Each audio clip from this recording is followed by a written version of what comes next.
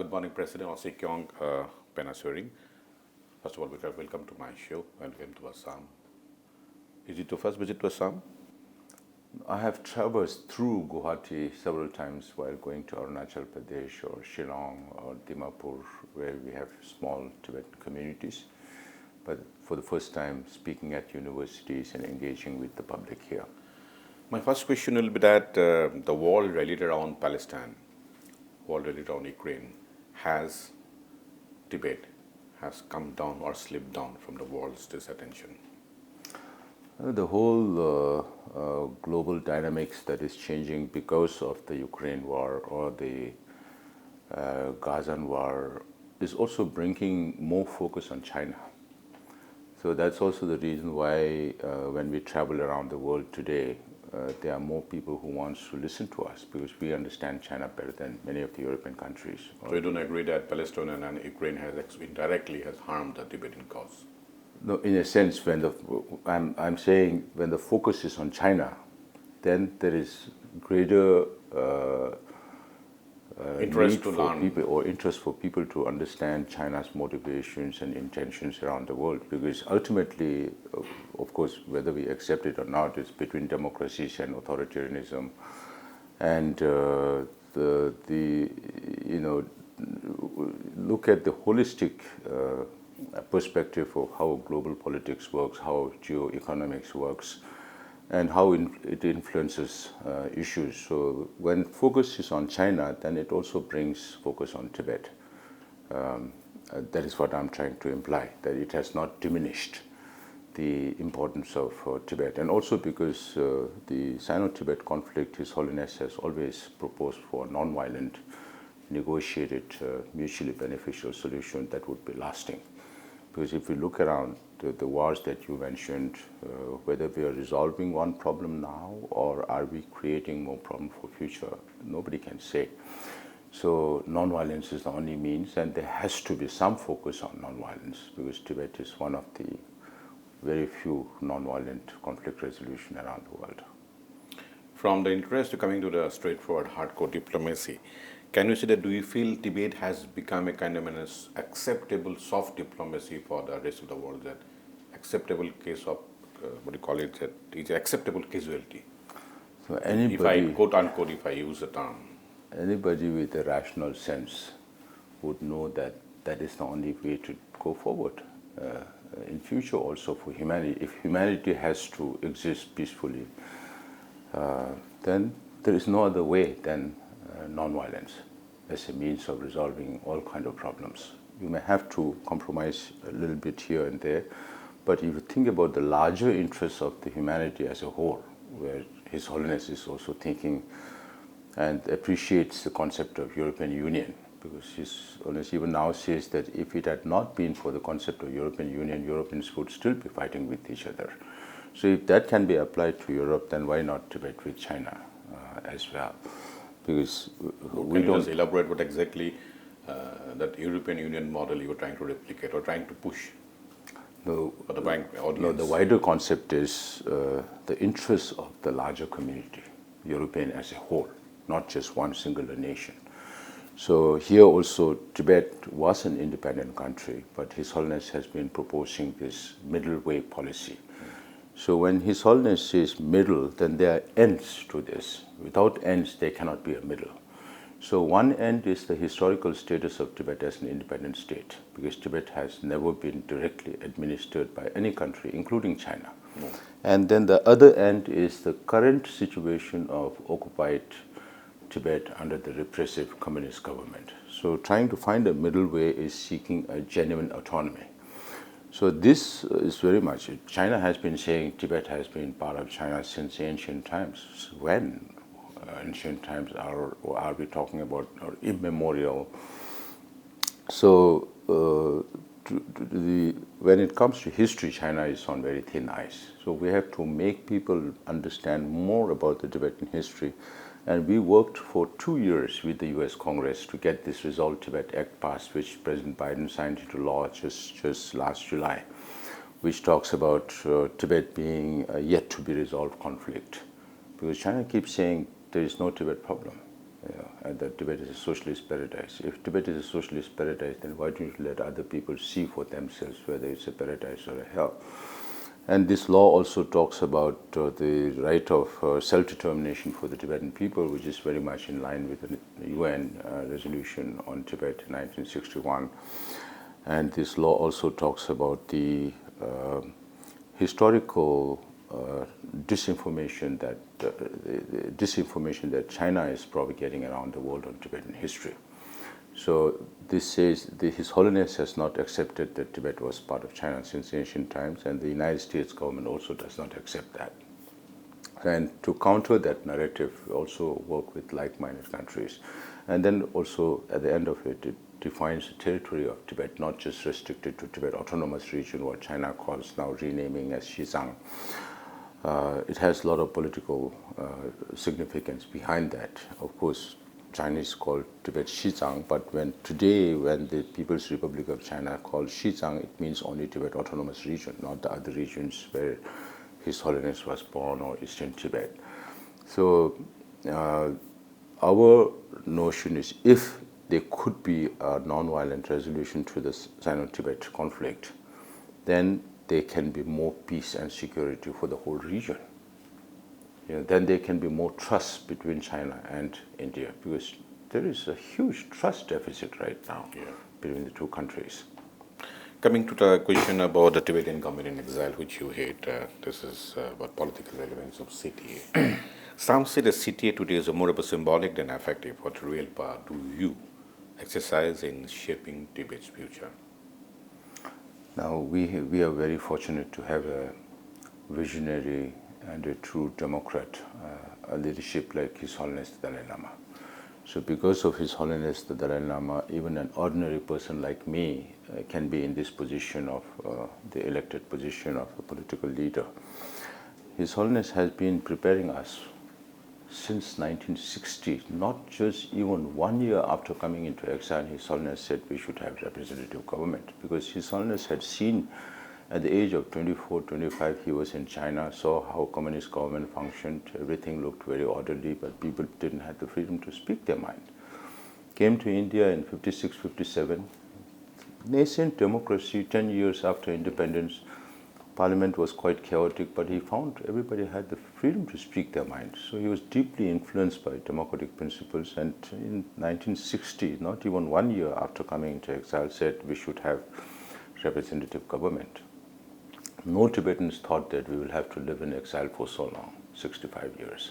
Everybody thought, even during the 13th Dalai Lama, the 13th Dalai Lama was in exile in India for 2 years, from 1910 to 12. So similarly, we thought we could go back, but it has been 65 years. And unfortunately, even we live in India, but there is very little awareness on Tibet and the geostrategic importance of Tibet, geopolitics. And if there has to be a resolution between China and India, then there has to be a resolution for the Tibetan question. Otherwise, it will be very difficult to move forward. It's an uncomfortable question. How the young generation, Gen Z of Tibetans community in exile living in India, look up to CTA? Has it lost some sort of legitimacy in front of them? No, this is something that we have to work on continuously, because we are seeing a lot of social and demographic change within the exiled population. Our community is getting more diasporic. Young people, more and more younger people are moving out to Europe, North America, and other countries. So we see these as challenge and also an opportunity. So one challenge is the dispersal of compact communities in India. We are located in 10 different states and 2 union territories in India. Some 9 different locations in Nepal, so like that. So the rest, 70,000 in India, 10,000 in Nepal, the rest 50,000-60,000 are spread across the world in some 26 different countries. And when we hold elections also, we have to hold in 26 different countries. So this is a challenge here, but then the opportunity is also, you have now Tibetans in 26 different countries speaking that many languages, understanding the system there. If they understand a little more about what China is doing around the world and what's happening inside Tibet, then they could be the best advocates for Tibet. That is why we started this platform called WeTag, Voluntary Tibet Advocacy Group, where every Tibetan can join, but more so the youngsters. We already have about 800 registered volunteers from around the world. Annually, we hold an International Youth Forum in Dharamsala, bring them to Dharamsala. We have this introduction of their leadership skills, all that. And then we also have regional conferences in different parts in Australia, in 2 parts in Europe, 2 parts in North America. So we keep our flock together. And one of the things that I've been doing during my Sikhyongship in the last almost 5 years is to reach out to, now His Holiness is not able to travel as much as he used to before. So I promised my people that I will visit every community 2 times in 5 years. So alongside advocating for Tibet with governments, parliaments and others, we have to keep meeting with our community and keep the community together. Even though we are becoming physically distant, but mentally and emotionally we need to be close to carry forward the movement. Coming back to India and the geopolitics with China, does India's deepening economic ties with China bothers you? It does. I can reframe the question is that Yes. does deepening economic ties will see a kind of a deep commitment which India has got for Tibet. Are you sensing some kind of change to that? No, I don't see much change there, but my concern is more on a macro level, because China has all this power because of the economic power. Yes. Because of the business they do with, the export-oriented business economy they have. And if you look at the larger picture, it's more like democracies are strengthening China, an authoritarian regime. So it's, whether it's America or whether it's European Union or Japan or Taiwan or India for that matter, with now the increasing trade between China and India, that is my larger concern. But then, of course, for India also, it has to be its national interest that they are dependent on China for so many components of things they produce here, including rare earth, for which India has to issue end-user certification. So those things are there, but at the larger level, unless there is trust, whether it's between 2 human beings or whether it's between 2 nations, unless there is trust, it is very difficult to move things forward, which is absent right now. As 1 or 2 steps forward are being taken, then again you come back 1 step. With the India-China relations, it has always been like that, and it's difficult to comment on a short period of time the political developments that has happened because of larger global political dynamics. But if you watch over a longer period, you will get a better sense of where it's going, where it will lead. But so far, we have not seen any signs of diminished support for Tibet and Tibetan people. We have always remained very grateful to the government of India and the people of India for giving us sanctuary, also because of our linguistic, religious, cultural affiliation towards each other, because everything came from India for Tibetans. For Tibetans, India is the land of Aryavrat, the land of gurus. So we have that much respect, but unfortunately today what is happening inside Tibet, where China is putting all the young Tibetans into the colonial-style boarding schools, away from their parents, away from their language, away from their culture, teaching only in Mandarin. Children as young as 4 years old are now put in boarding schools, are shown Chinese cartoon. When they come home, they don't speak Tibetan anymore.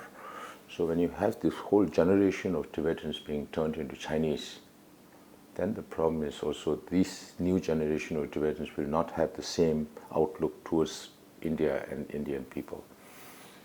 On that note, I'm taking a break. Next half is after the break.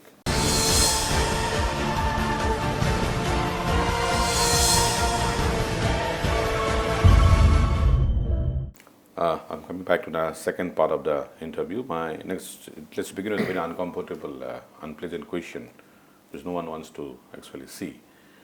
Now, after His Holiness, China is definitely going to have its own Dalai Lama. And they have already proclaimed that. In that case, what will be the moral and ethical as well as administrative issue you will have? Or has Dalai Lama has given you just some kind of an answer to that? No, His Holiness has been asked so many questions about his reincarnation. Yes. Now we are also used to it, even though it's unpleasant, as you say. It's not a tendency for Tibetans to talk about these things. Yeah, because the entire philosophy of yeah. Tibetan culture, I believe, on reincarnation. His Holiness has been asked many questions about his reincarnation, like whether the next Dalai Lama could be a woman. And His Holiness says, why not? Because mothers have a natural compassionate tendency towards their children. And sometimes he's asked whether it could be an emanation, which means appointing somebody as your successor before your demise. Then His Holiness said that's also possible, because that practice has been there in Tibet, but not so widely. And then sometimes His Holiness says, I could be the last Dalai Lama. Where he says, this 14th Dalai Lama did quite well, and it's good to end on a high note. You know? So this he has Is it a put serious? to, Has he spoken on a serious note or in a jovial, his typical jovial mode? you know His Holiness, how he uses wisdom and humor together Yes. to respond to difficult questions. So this July 2nd, His Holiness put that into rest, in the sense that His Holiness confirmed that the lineage of the Dalai Lama will continue, which means there will be a 15th Dalai Lama.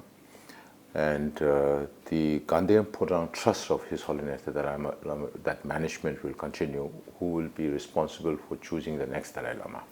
So these two things His Holiness has confirmed. But even now His Holiness has not said whether it will be reincarnation or emanation, because again, if you look at it politically, in the United States, when I was meeting a high-level official, they asked me, you don't seem to have a process in place. I said, that's your perspective. Because some of us who understand China think that if there is one thing that China cannot handle, that's unpredictability. So if His Holiness makes everything clear now, then they have all the manpower and the financial power to influence globally. So that is why where it stands. Now, according to Chinese government, they have three positions. One is that they will look for His Holiness, the 14th Dalai Lama's reincarnation, the 15th Dalai Lama within China.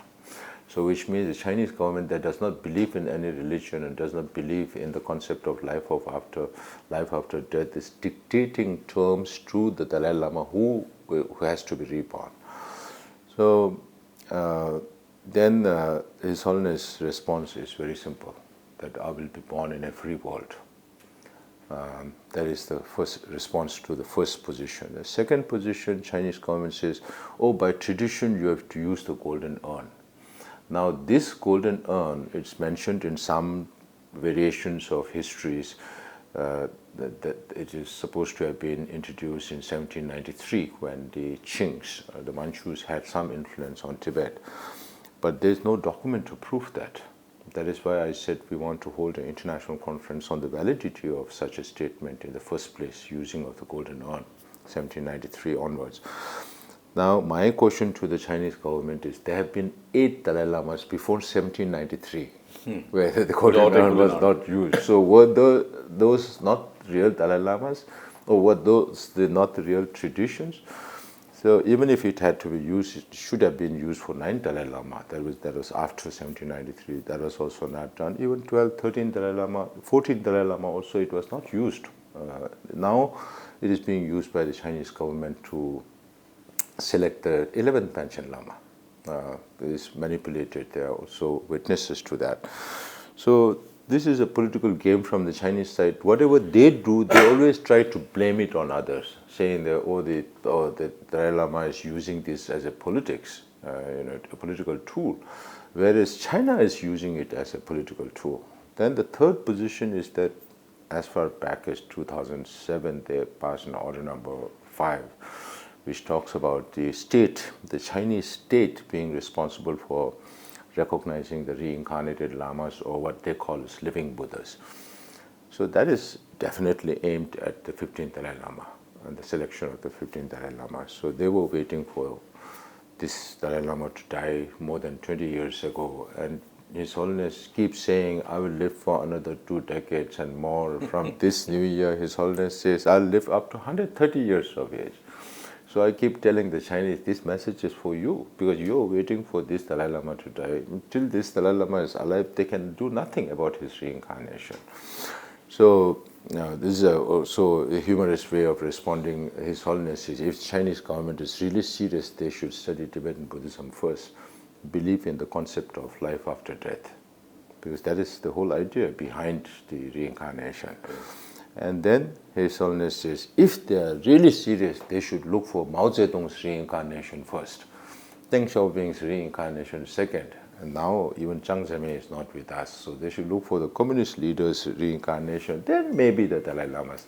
So that's how His Holiness responds. But from our side, we have been preparing from the outside, because the Tibetans inside don't have the freedom to speak their mind. Of course, their hearts are with His Holiness. We always say more than 99% of the Tibetans inside, unless they're Communist Party cadres or officials who are forced not to go to monasteries or, or those kind of things. Every Tibetan inside Tibet have this loyalty towards His Holiness, and that Chinese government is very aware. That's why they keep China close, Tibet close. It has become the biggest open-air prison. So we have the first community that gets impacted is the Tibetan community.